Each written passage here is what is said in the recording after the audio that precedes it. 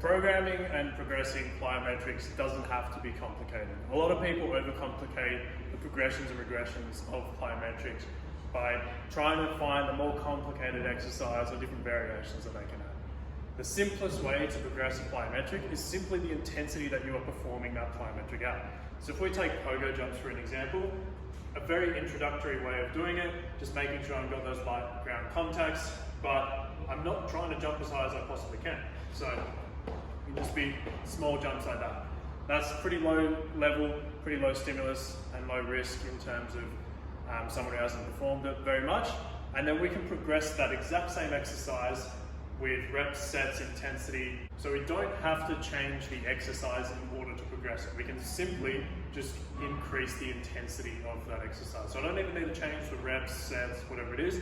I can simply go, last week I did this at a 70% effort, this week I'm gonna do it at an 80% effort, next week I'm gonna do it at 90% effort, so on and so forth. Get as much out of that one exercise as you can before you think about progressing it to the next one.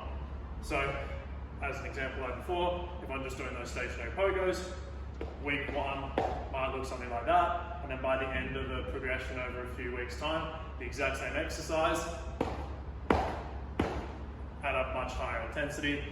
There, I've progressed it, I've scaled it, I don't need to change the exercise itself.